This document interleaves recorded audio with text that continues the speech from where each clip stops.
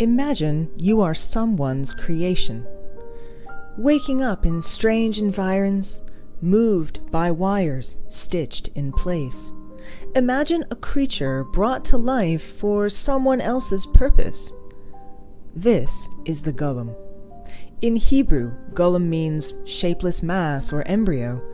In Jewish folklore, Judah Loew ben Bezalel, a rabbi, the late 16th century rabbi of Prague, brings a golem to life to protect the people.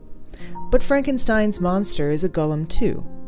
What would it mean to be constantly made and remade by others?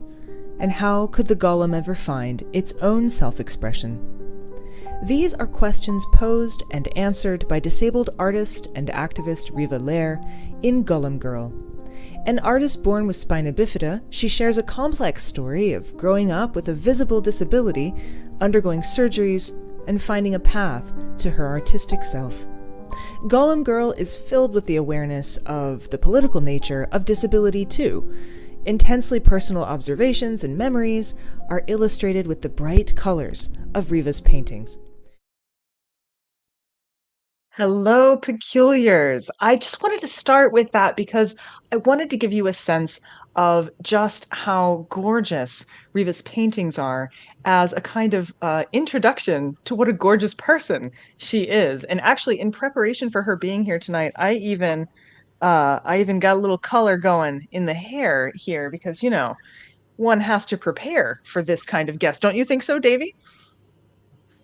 Oh yes, and I told Riva before the show, I feel like I've been living her life along with her for the last week. She really does in the book take you along through her life, and It's so evocative, and I feel like, yeah, you're right. You completely feel like you're there, and it's wonderful. I'm already seeing notes in the comment, people saying Kristen Meston saying so entertaining and personal and formative all at the same time. It's a truly wonderful book. So, without further ado, I would love to introduce Riva. That was your explosion. After that video, Brandy, I think you may be my favorite human. That was really, I mean, I do love my videos. Please give me a copy. I can just watch in the middle of the night when I can't sleep. Anyway, thank you for that. Well, it's so wonderful to have you online. A lot of people are talking about how excited they were about the show today. We have a lot of folks here: Tori and Amberly, Kristen, Sadie. We've got a lot of our regulars are here today.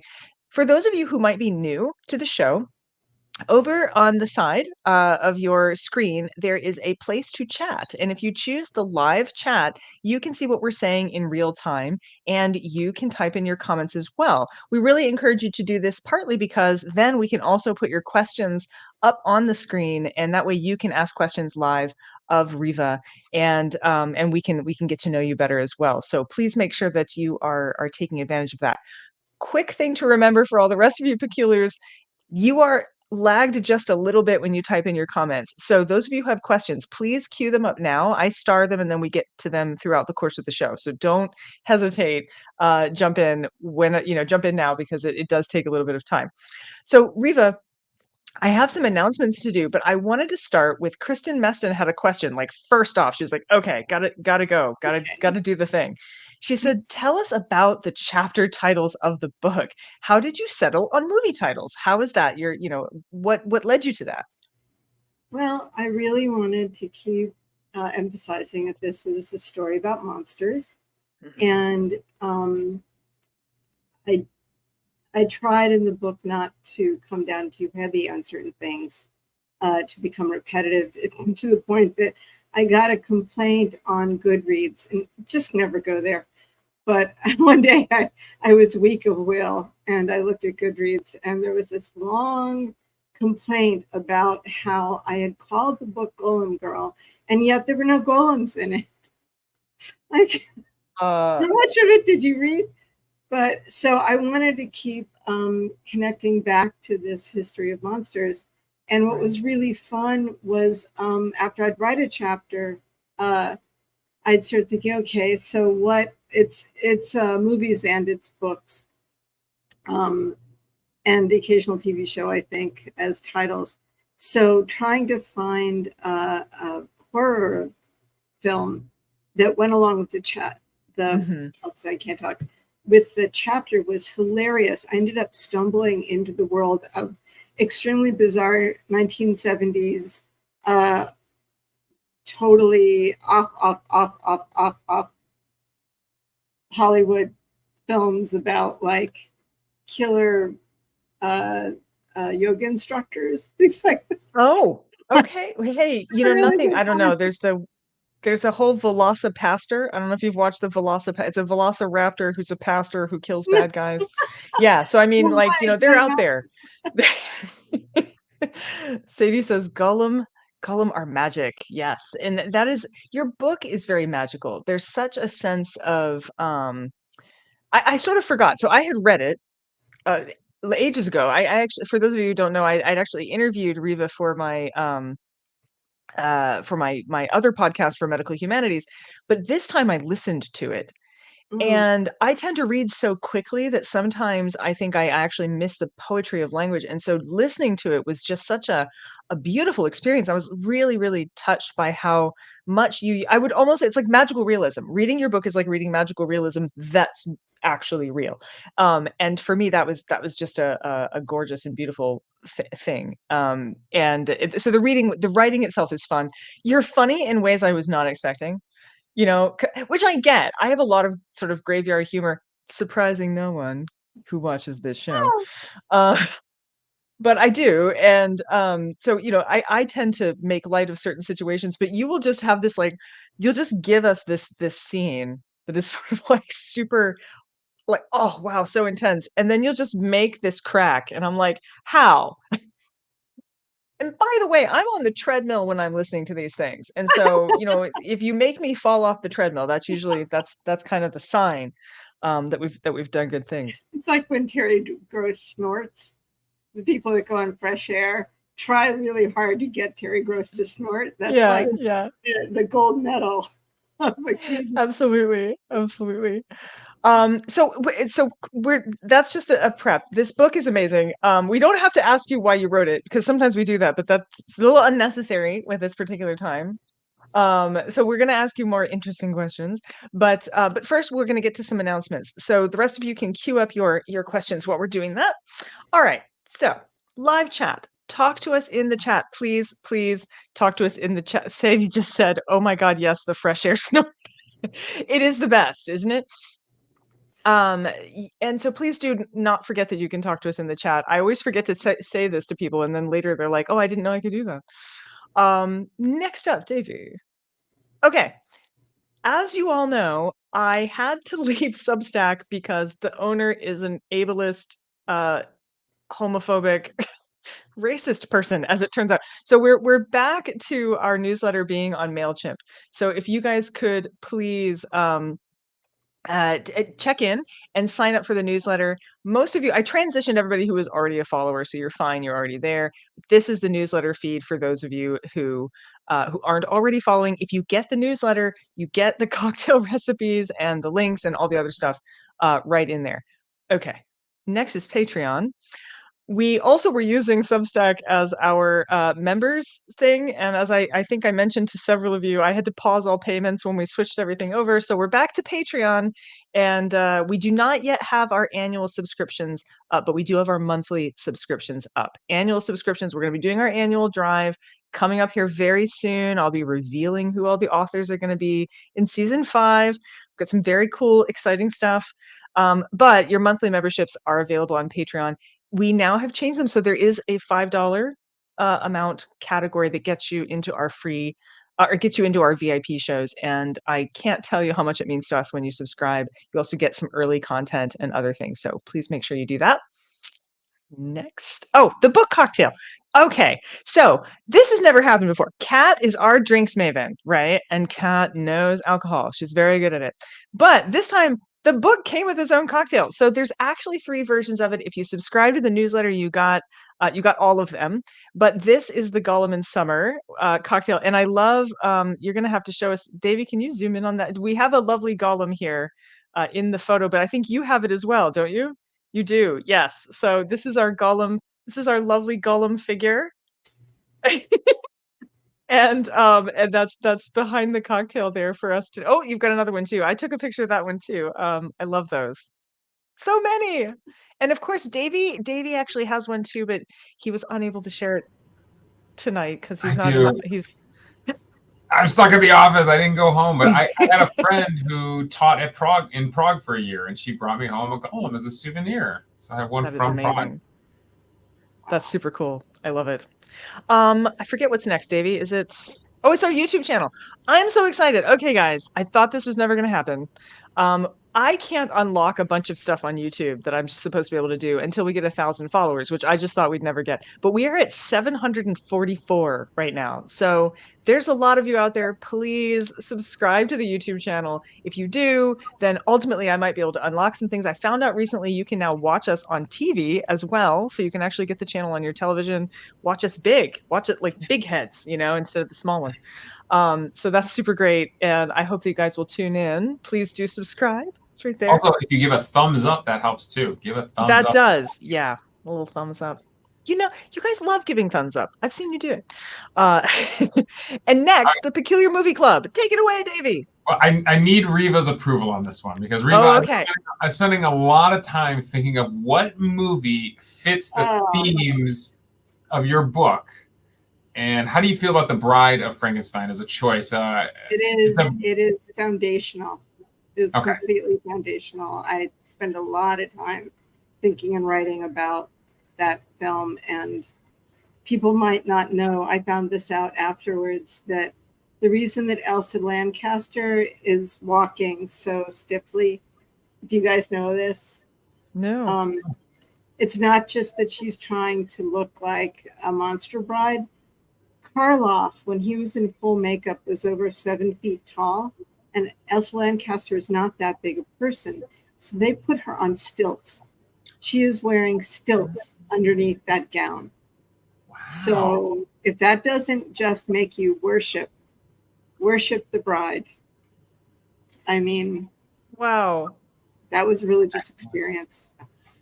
Excellent. That's well, damn, I'm none of definitely that. going to use that on the podcast now. So we do a bonus podcast for our listeners to give them some extra content. So we find a movie that fits the same themes of the book. So it'll come out. Me and my podcasting partner Darren will watch the movie this weekend and get you an episode by next Thursday. Because we got some great books coming up in September. So we got lots of content to cover for you. And the podcast, by the way, you guys, the podcast will get increasingly important to us. I thought I had a podcast slide, but maybe I didn't. Maybe I just had the link on the page. But the podcast is also where we're doing some extra author content, which turns up. We did Whale Fall just recently for the launch. So you do want to subscribe to the podcast. You do want to thumbs up the podcast. We are going to increasingly be putting little tidbits there for you that you might not otherwise have access to. So please do join us there. It's pretty great. It's pretty great. And that's our announcements. That's our announcements. Back to the fun. All right. So I missed a couple of questions that came in, so I'm going to backtrack up my little list here. First of all, Jennifer Pierce is here. She says, hi. I was a little bit late. She's great. So I have a bunch of mavens who help me out with the show. And we have Kat, the drinks maven. Jennifer Pierce runs our Goodreads. We also have a book club is it bookclub.com or bookclub.org? Kind of forget. It's on our webpage that if you like to have reminders that we're having shows, you can get them there, and that's run by one of our mavens. It's actually a really lovely thing to have so many helpers helping me out, because honestly, this is kind of a lot. Kristen's question is, I know it's notoriously hard to get publishers to include many photo and art inserts in a book. How did you get them to scatter the beautiful color images throughout your book? And this is a question I have too, because they usually make you stick them in like a sleeve or something. Yep. So here is the book in question, and let's see. Let's find one. No, this one was just on that animation. So when my book went up for bidding, it actually went to auction, which stunned me, and we had quite a number of amazing publishers bidding for it. And the thing I told my agent that I really wanted was color on page, because you're right. Normally there's what's called a signature, which is a section. It's usually multiples of 8 photo paper that are inserted in the middle or the back of a book. And then when you're reading, you kind of flip to the picture and then you go back to the story. And because the story is completely tied in every way to the visuals, I really hoped that we would find someone that would commit to, that people call them illustrations. They're not. Illustrations are pictures that you make specifically to explain a story. It's more that my life are the images, and the story is a response to my life in images. So when we were talking to One World, the division of Penguin Random House, they agreed to it, and I about fell over. And I cannot say enough good things about One World. It is run by a legendary editor named Christopher Jackson, who is probably the most accomplished and famous Black editor anywhere in publishing. And most of One World concentrates on BIPOC authors, but they have a few people doing queerness. I think I'm still the only one doing disability. No, I think I'm wrong. I think they just picked up somebody else. But they really have had this mission to bring out unheard stories.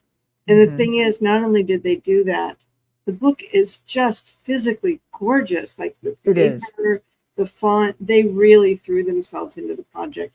And I have to show you one thing.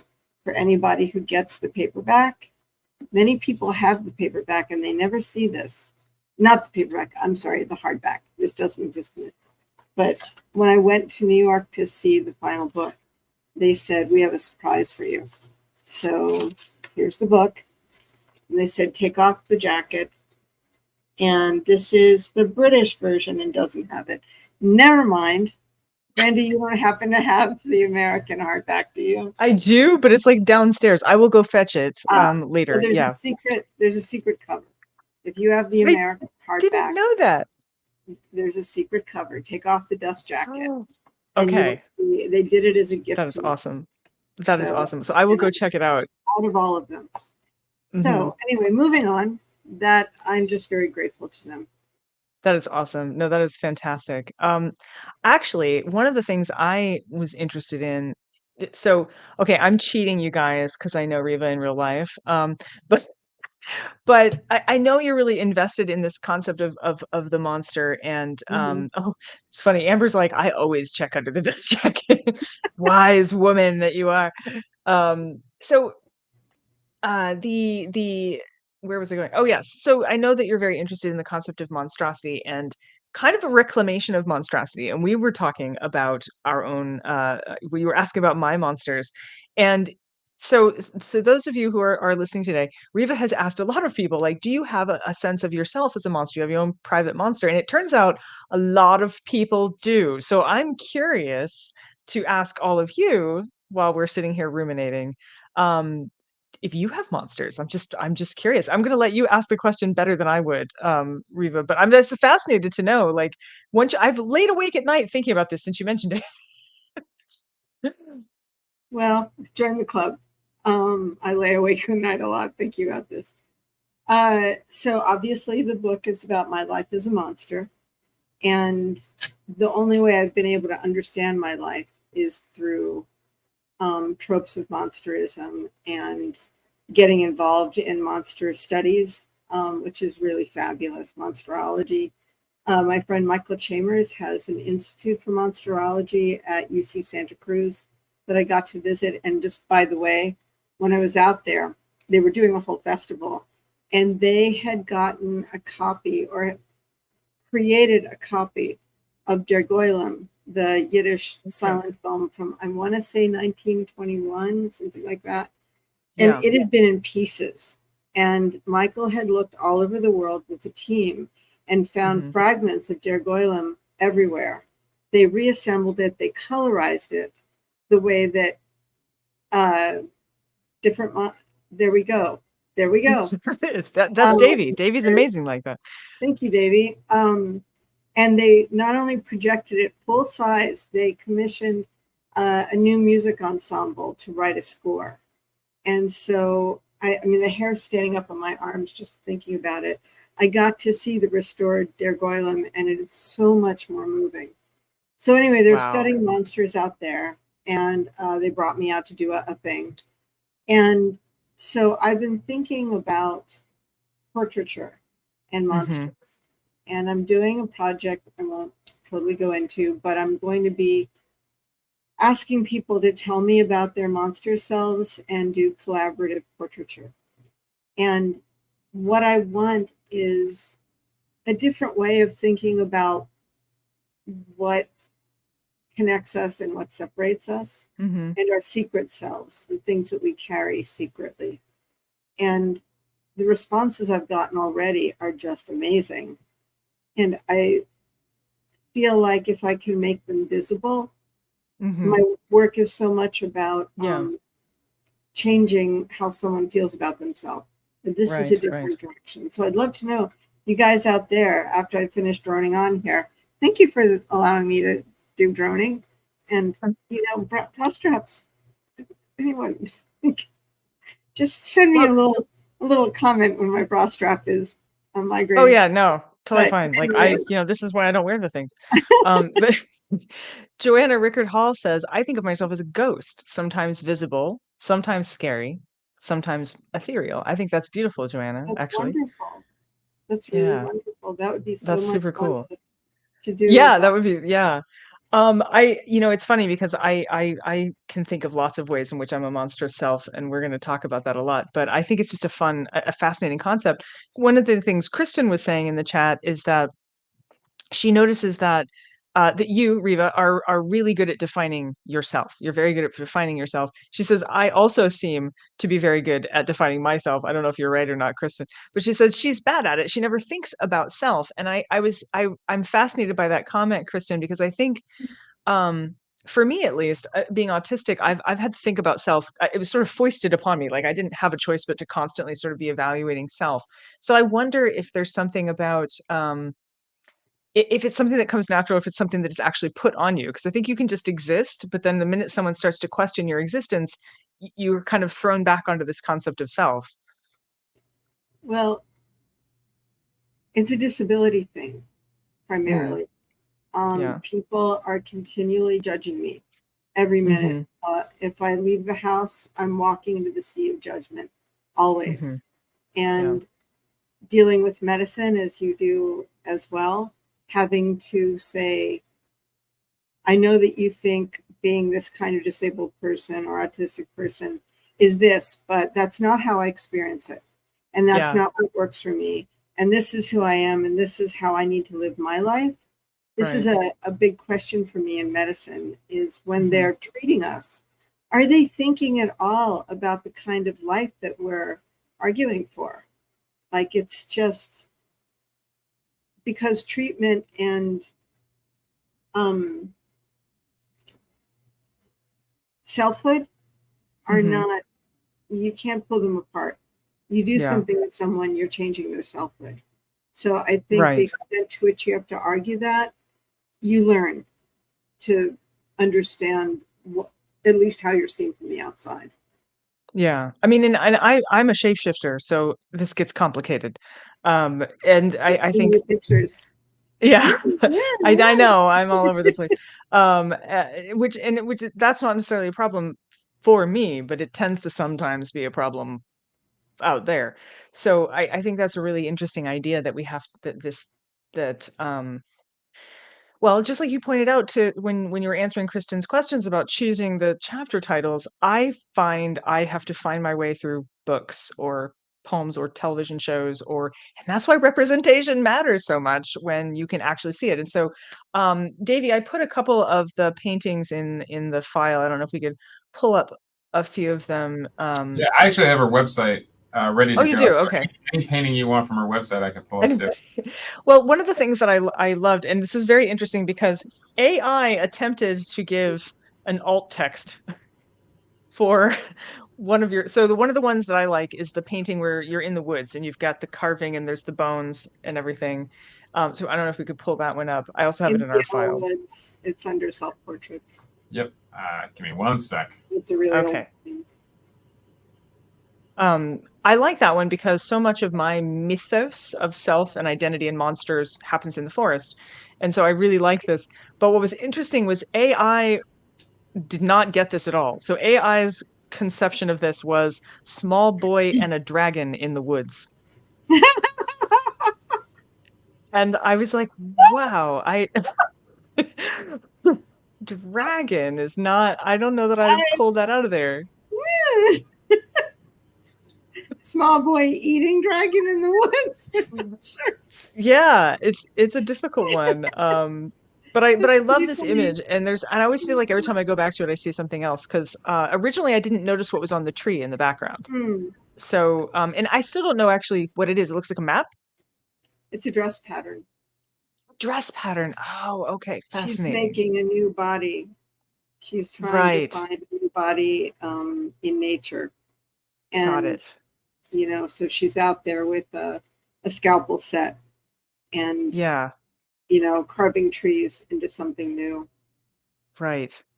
Says in studies expect AI to write TV show scripts. I know, it's concerning, isn't it? We'll have a lot of shows about dragons in the forest. But this is one of my favorites. Do you have a favorite that you would pick to show? I mean, I know I can't ask you if you have a favorite. Is there one that you would like to share with us that we can pull up quickly?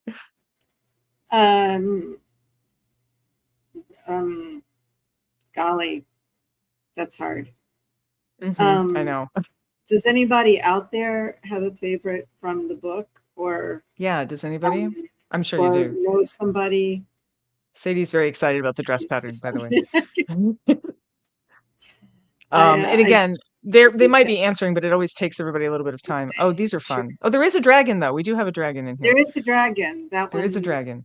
The interesting thing about that is, so that's a big piece. I mean, relatively, it's bigger than people think, and a lot of the work I do, and you have to really look at the material list, is 3D. So that is, she's a charcoal drawing. That's my friend Sherry, who's an incredible painter. And she was going through a really hard time and sort of talking to me about her life in recovery, things like that. And so I was thinking about the fact that the things that we struggle with, if we can incorporate them, they often become where our strength is drawn from. I think a lot about relationships too, about when you get through something hard with someone you love, the relationship is usually much stronger than if you were never challenged. But so in this case, this piece, she's a charcoal drawing. The rest of it, the wings are organdy. The dragon is several different kinds of Japanese rice paper and a couple other papers. They're real peacock feathers, watch springs and jewels, and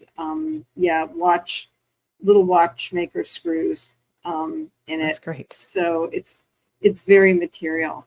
Most of the work I've been doing lately is very physical. Sadie says she loves how the portraits are so very specific to the subject's story, and I think that that's something that really comes through in your own story too. And the shared creation of the one series, she said, what a brilliant idea. Yeah, the kind of sharing the creation. If you go down to the guy with the blue chairs and just click on that, that is a series. It's the most recent series, and those are a little different. They're not as elaborately finished, because in that case, and I guess you guys know this, people come to sit for me, and they commit to 5 sittings at least of 3 hours each. And at the 2-hour mark, I stand up and I put on my coat and get my person. I leave, and the person gets total control of my house, which you see behind me here. and permission to do anything they want, anything. Take stuff, break stuff, eat my food, sleep in my bed. People have done a lot of things. But in exchange, they have to alter their own portrait. So they get about an hour, sometimes more if they need it. And then we repeat this at least 5 times. And so I have to leave more literal space for my partner, so that I'm not filling everything up. But in some cases, the people are very forthright and engaged and do stuff. And in some cases, they're like, but you're the artist. I'm just going to make a dot. I'm like, oh, no, please get in there. And there's one of them that's not in the book, the one on the lower left, that corner, the man, like right there. Randy, when you come visit me, you will see this because it's one of the only two cool. will not sell. And that is the author David Mitchell of Cloud Atlas and Sense8 and 1,000 Autumns of Jacob de Zoid, things like that. He was in town working with the Wachowskis on Sense8 with my friend Sasha Heyman for a summer. David lives in Ireland. And so he only had an hour and a half to sit for me. And I was so nervous because he's my favorite author. And I was just like, oh, God, it's David Mitchell. And he's much better looking than this. It's much better looking. I was so verklempt, you have no idea. But he couldn't stay to work on the drawing. So I said, okay, David, I'm going to pack it up and give it to you and leave it for me before you leave it with Sasha before you go back to Ireland. So what I ended up with, and I don't think you can see this, he used the drawing as a diary of his last 6 days in Chicago. So each one of those colors is talking about what had happened that day. And because he's David fucking Mitchell, he does a meditation on the meaning of that color in some particular color or other. And it's so spectacular. It's just like, this is what happens when you let go and you just say, show me who you are. Take responsibility for your image and make me cope with it. So David is the absolute unit, folks. We have a long-running joke here that someone's always the absolute unit. So I think you're saying he's the unit. He's the absolute unit. He is the defining avatar of all I want. So anyway, like I said, he's better looking than this. I have to ask, did you, they didn't have to tell you what they did while you were out of the apartment, but did you come home and find your refrigerator empty or your bed sheets messed up or? Bed, yes. A few things missing from the fridge, yes.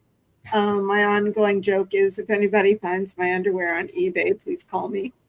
Like, I don't ask. The concept is I don't ask. And I try not to look that closely because I just want to let go.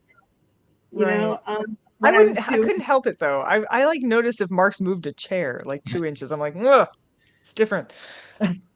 Well, when you come visit Brandy, I know you're gonna run fully amok. So I'm gonna go out and get slightly drunk before I come back. I can all have like rearranged the sofa and everything. No, this is great. Oh, I do have another question I want to get to. And I know this question is going to open up a can of worms, though. So I'm going to save it until after our halftime show. And I have a question for the audience, too. So. Oh, you do? Okay, so we'll save those 2 questions for afterwards because it is time for our musical interlude. And today we are presenting Charming Disaster. Hey, don't forget to go run your errand, Brandy, while we listen to the music. What's my errand? You gotta go get the book. Oh, yeah. Okay, I'll go do that. Charming Disaster. Here we go. Hello, Peculiars. It's us, Charming Disaster. We're going to play a song we think you'll like. It's called Ouroboros. Your spoon was in the boiling. Your thumb was on the scale. Don't try to lead the witness. That won't get you anywhere.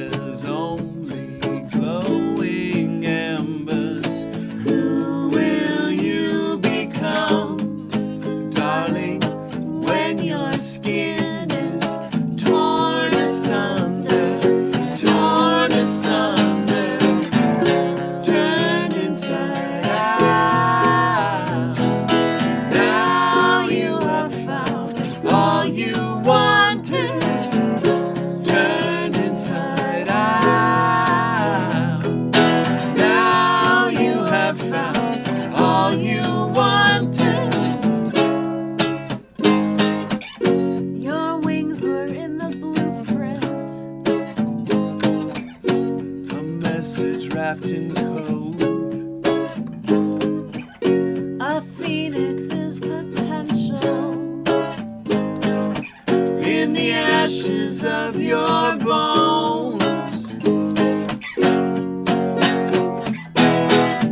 It is a risky business, there is no guarantee. If you go out and seek it, that truth will set you free. What does the moth remember of caterpillar bliss? Is this annihilation or metamorphosis? Or metamorphosis, metamorphosis. You've had your fun, darling. Shining in the summer splendor. Lion eats the sun, darling. In the dark of deep December. Who will you become, darling? You'll receive what you surrender. You surrender, turned inside out. Now you have found all you wanted, turned inside out. Now you have found all you wanted, turned inside out. Now you have found all you wanted, turned inside out. Now you have found all you wanted.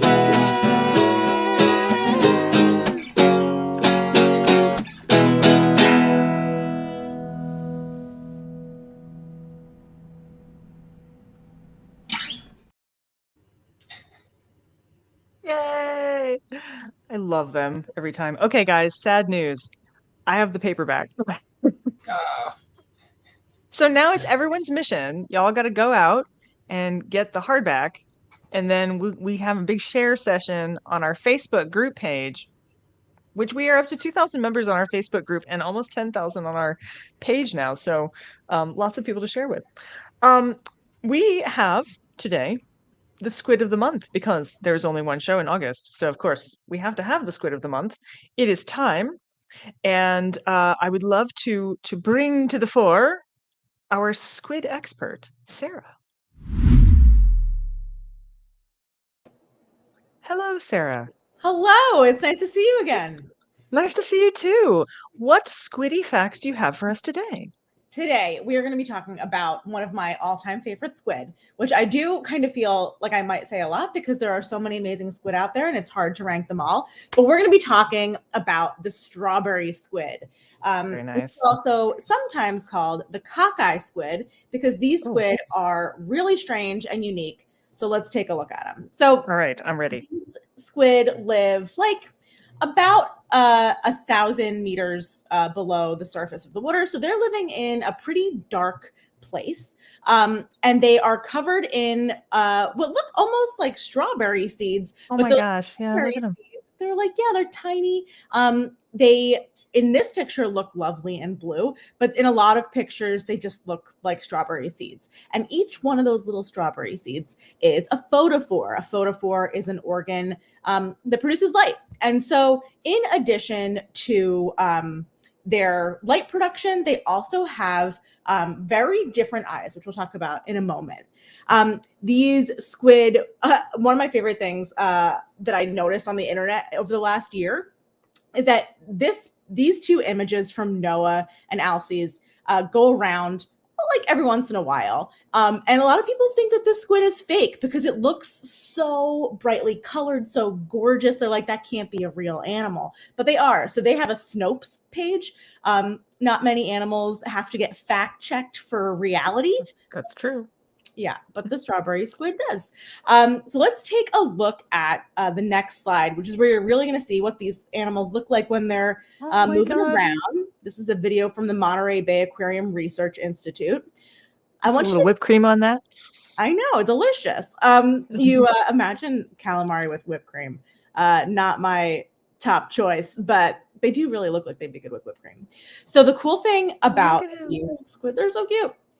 they have one little eye and one like huge globular yellow eye.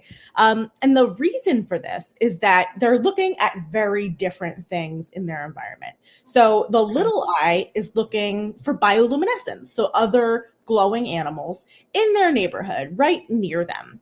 And the really big globular yellow eye is looking up.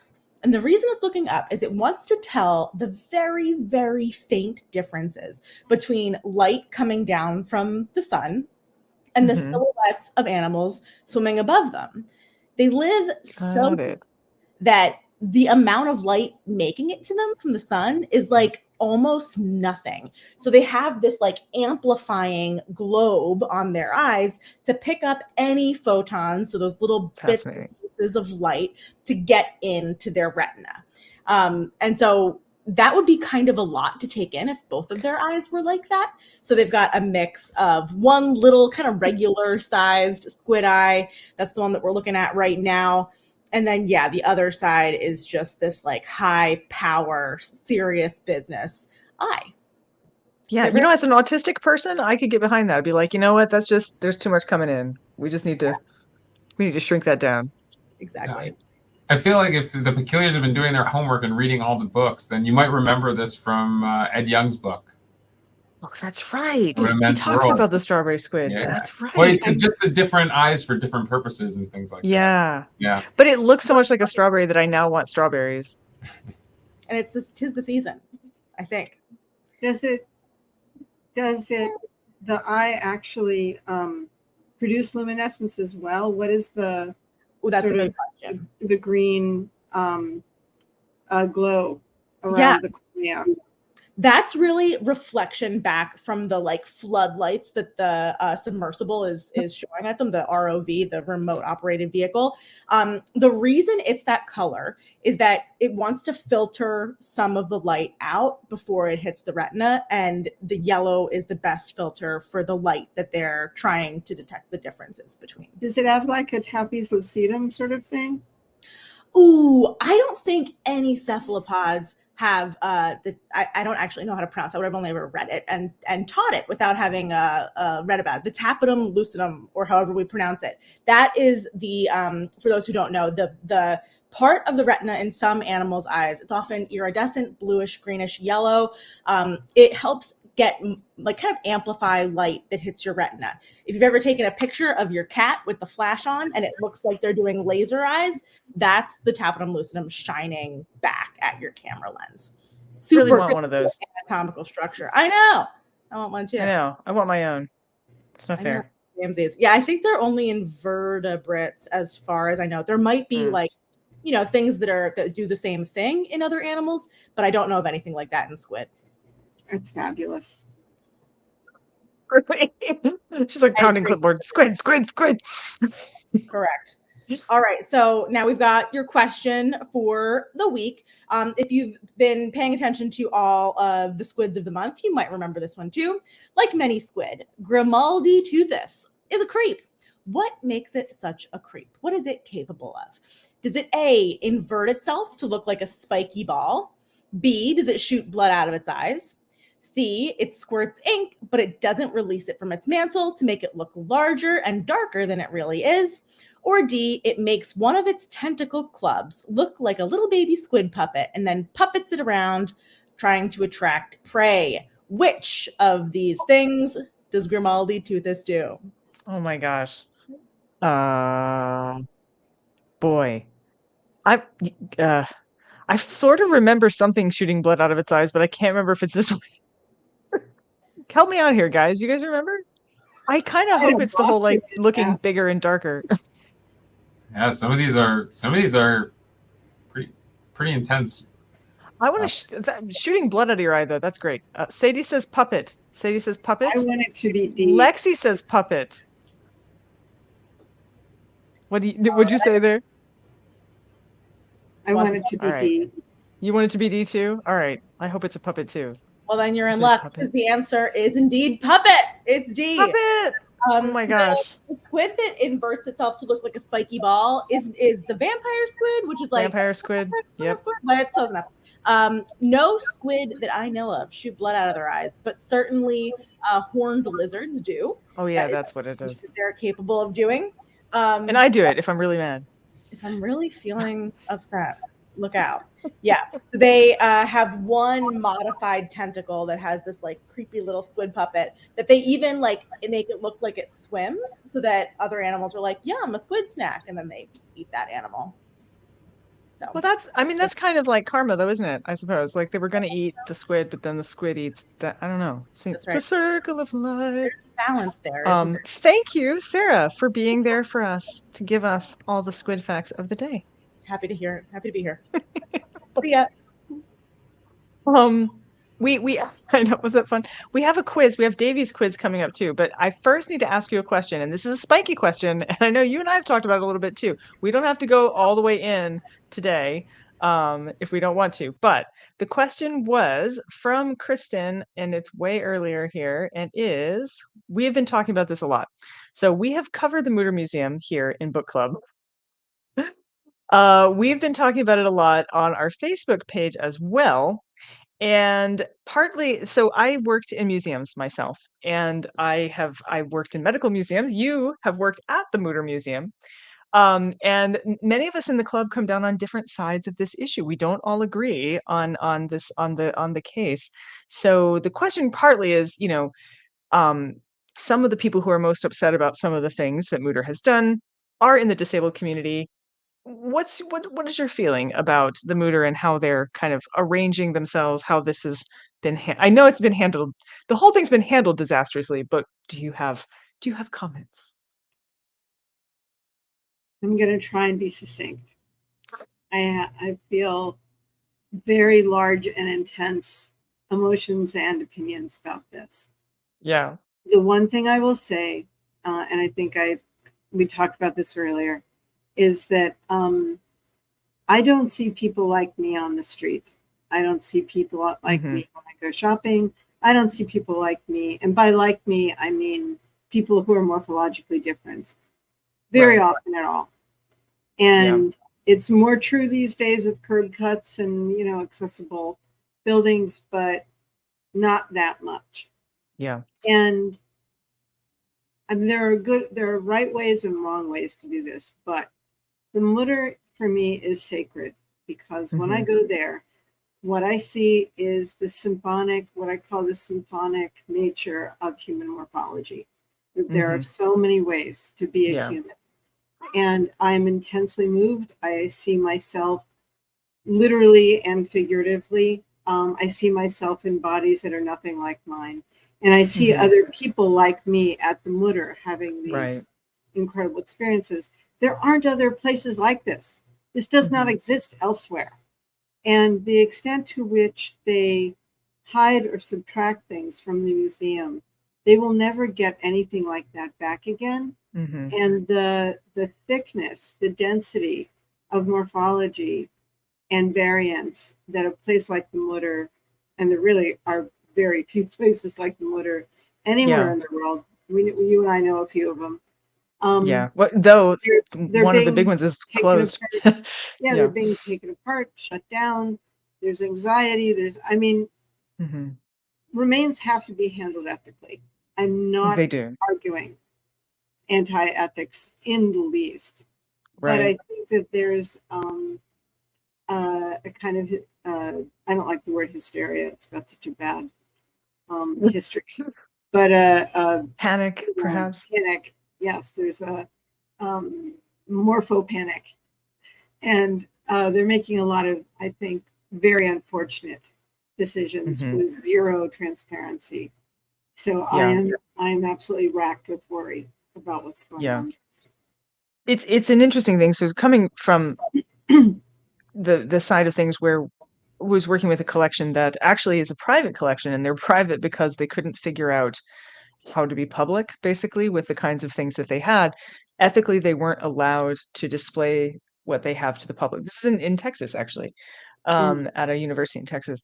It's a beautiful collection, but they're not permitted to display them publicly, but it's a really important collection. And so that, we talked a lot about, depending on how you have sourced your remains, your materials, is part of how that decision has to be made.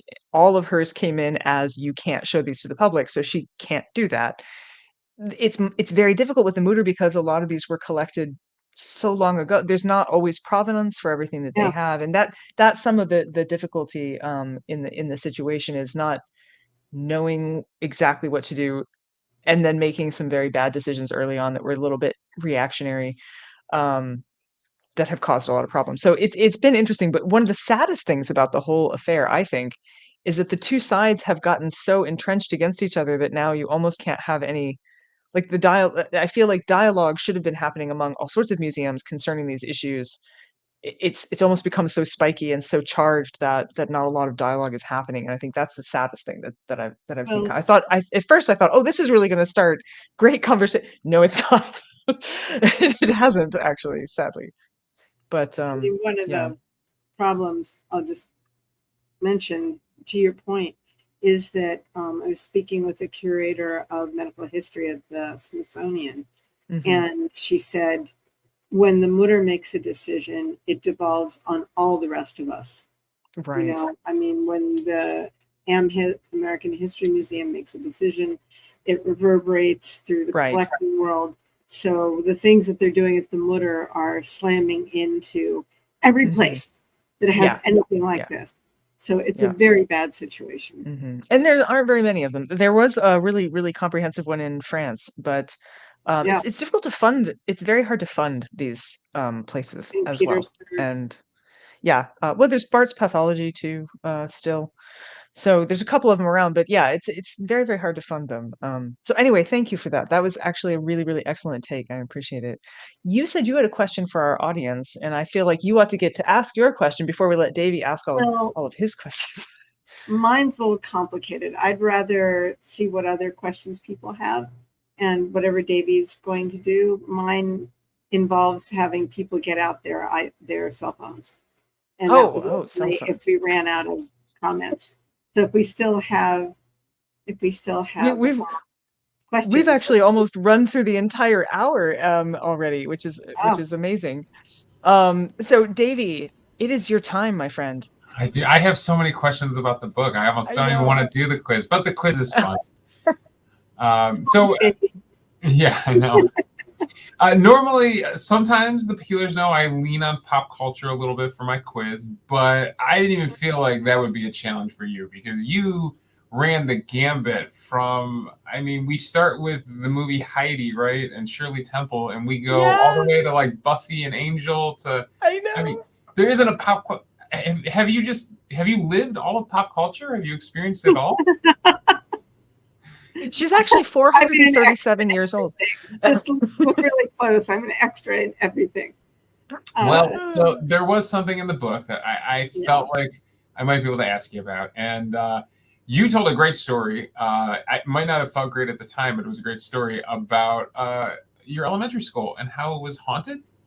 Yeah. Yes. Oh, and by the way, I belong to the Church of Carrie Fisher, and her basic tenet is, if it makes a good story later, it was worth it. So go for it. That is a motto I have lived by. Literally, my mother knows I've gotten in trouble for things, and I said, "Well, it's worth the story." But yeah. So I'm calling this quiz "Who You Gonna Call" in honor of the famous Ghostbusters story. Oh, right, okay. 3 questions about some haunted schools out there. Lovely. So our first, and the peculiars are going to help you with the quiz. So yes, our first question you can phone a friend. From Nightmoot High School in Anchorage, Alaska. A grave was discovered underneath room 106. Ever since, a little girl is said to haunt the school's bathrooms, flushing toilets and flickering lights, roam the hallways humming little tunes, and can sometimes be found in the gym doing what? Is it A, climbing the rope, B, shooting baskets, or C, running laps? Okay. While they're ruminating on that, I want to say Sadie Simmons was like, "Thank you for adding the Church of Carrie Fisher into my toolbox," to which Alexi Boylan was like, "Amen." Well, since the first things that it says that she does are all in Harry Potter, you remember the girl? The article did acknowledge, yes, very Harry Potter Yes. ghost here. Very Harry Potter. Amber I'm suggests it gonna might be say A. climbing the rope. That's what Amber said. I love it. The answer Climbing the is rope. Okay. Anybody else? Oh, baskets. shooting baskets? Yes, Oh, 'cause What? she likes to shoot baskets. Oh. She's what? No. And you can I hear want- that too, right? If you walk by the gym, you could hear that sound of the baskets. Boom, boom, Yeah. boom. Foom, foom. Still. I want documentation. Kristen was going to suggest it was C that she was running. If I were a ghost, I would totally be climbing the rope though, because like you can't fall and hurt yourself, right? Right. Win-win. For our next school, we're going to El Paso High School in Texas. Many spooky things occur, including hallways filled with mist, unexplained goo dripping from the ceiling. But the graduating class of 1985 had the best evidence of ghosts because A, an unidentified girl in white appears in their class photo. B, an unidentified boy appeared on the basketball court during senior night. Or C, a spirit once flew through the cafeteria, knocking trays out of students' hands. It better not be another basketball one. It's going to be all basketball ghosts, Davey. Is there a trend? Oh, man. Okay, I hope it's A. I love spirit photography. I hope it's A. Lexi says A. I'm Kristen going to says go A. with A.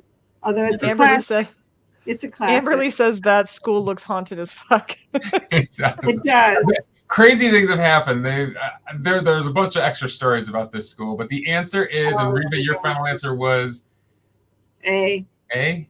A. It's a classic for a reason. Oh, it was A. Yes. Okay.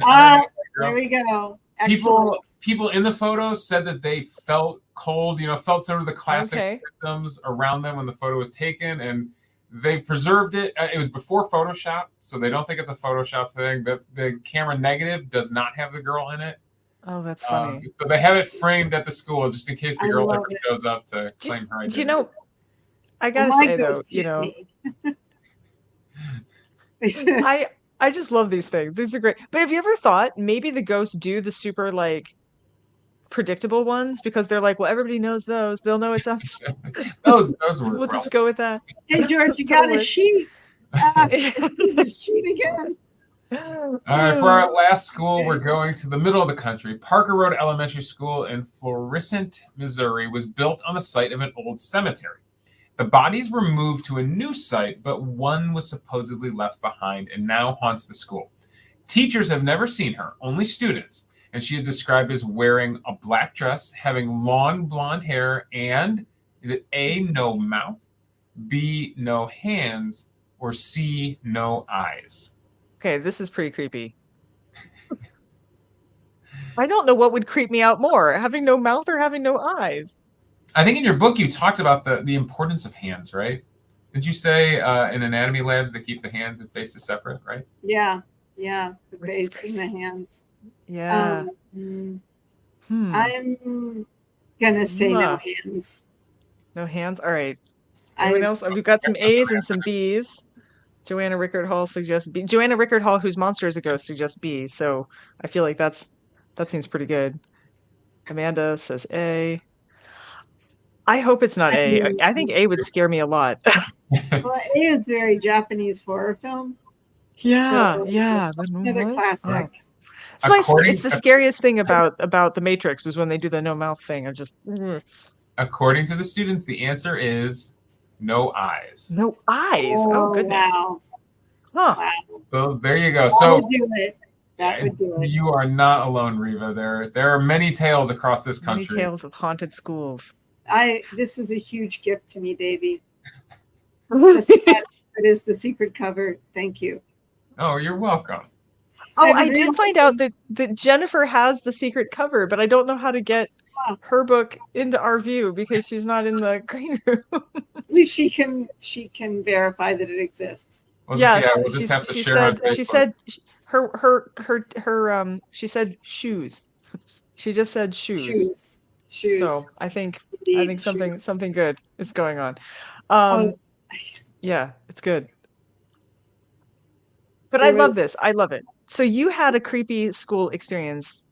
I was going to ask you, But I have a question, but I feel like Davey, you get to ask a question because you never get to. So Davey, ask your question. Well, first. so I wanted to ask you a little bit about writing the book. So you're very vulnerable with us in many different ways, and I would say, you know, your medical history, your family life, your love life was which one felt the most vulnerable to share as you're writing it? Oh God. Send me a text. Well, I will say that I didn't realize that it would result in people coming up to me in grocery stores while I'm trying to, like, you know, buy soup and saying, "Your mother! Oh my God, your mother!" And I go, "Oh, can I please just Oh buy no, soup, yeah. please?" But your mother. Oh, do we have it, Brandy? There we go.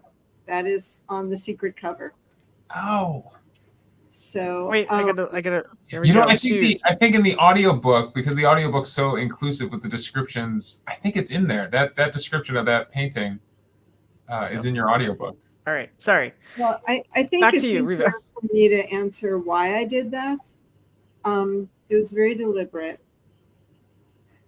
The thing is, I don't really feel like my story per se is all that important to tell. I'm not that kind of egomaniac, I hope.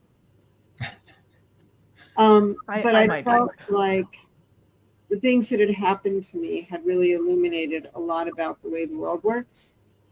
And when I was really struggling in my late 30s to come to terms with being disabled, I read a few key books, and one was John Hockenberry's memoir, and another was Autobiography of a Face by Lucy Grayley.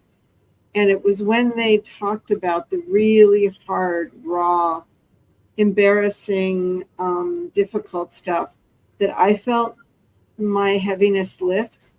And I knew that if I didn't go there, that it wasn't going to do anything for anyone. I wasn't going to give anybody the sense of companionship or recognition. So I just gritted my teeth. There's a lot I didn't say. There's a lot that's not in the book. I was more circumspect than it looks, I think. And also, every time I finished a chapter about someone, I sent them their chapter. And I said, tell me if there's something in here that is unbearable for you. And so there are a lot of stories that got taken out or amended because I had written something that people weren't prepared to disclose. So I really tried to have a consistent ethic. I screwed up twice in the book, and I lost 2 friendships because I didn't realize I hadn't sent them their chapters. Oh no. And it got really ugly, but I really tried. And in the middle of all this, my editor left. I was working with someone named Victory Matsui, and we worked on together for a year. And then Victory, without warning, left to establish a Buddhist monastery in upstate New York. As we do, just as we were going to copy edits. Like you do. So dear.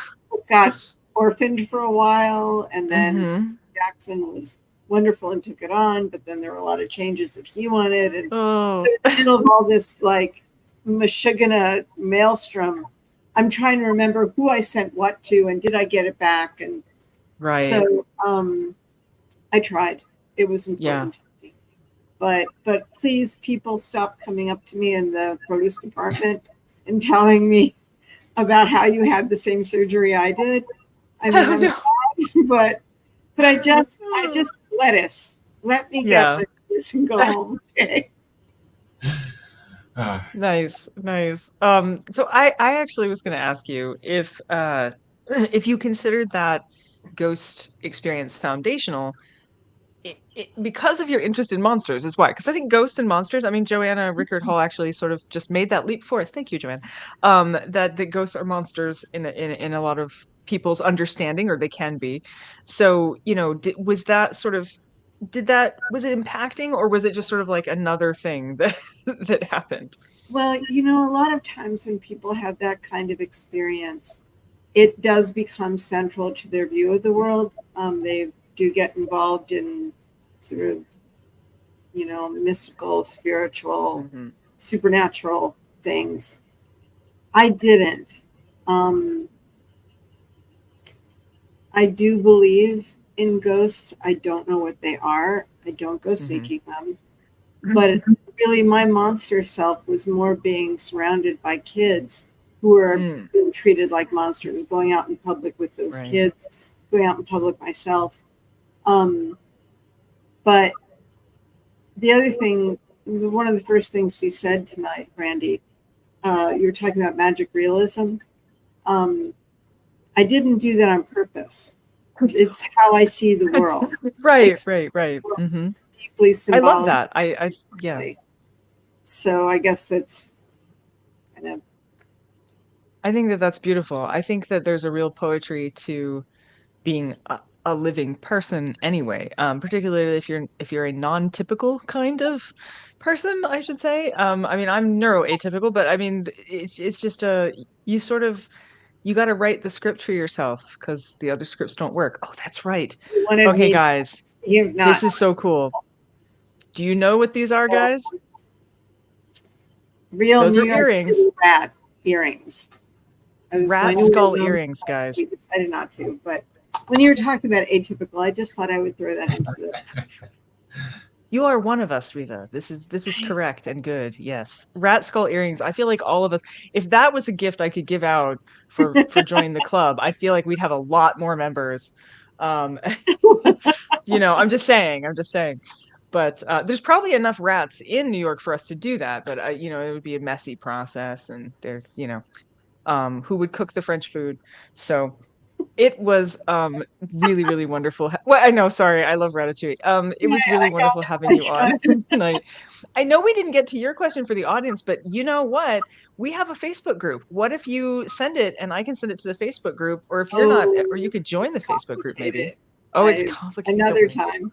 Another time. Okay. Peculiar equals atypical. That is true, Amanda. You are not wrong. I could go on forever. I cannot believe that we are 10 past the hour already. So I apologize to all of you for going over, but I just want to. There's so many more questions I have to ask that I haven't even gotten to yet. And I know you all probably feel the same I'm writing way. another book. Maybe someday. She's writing another book. Oh, which excellent. is very good. That's great news. As a result, so Amberly says she's going to mess around with a 3D printer, 3D print some rat skull earrings tomorrow. Sadie says she wore a bat skull and vertebrate necklace when she got married, excellent. which is good. We want another time with Riva. We will get another time. She's writing another book. It's okay. She can come back. And truly, Riva, thank you so much. I heart you. I heart you big. Yeah. Hang on with us just a minute as we exit out for the show. Thank all of you for joining us. It is wonderful to have you here at a place where, if you're weird, you're family. You got the blue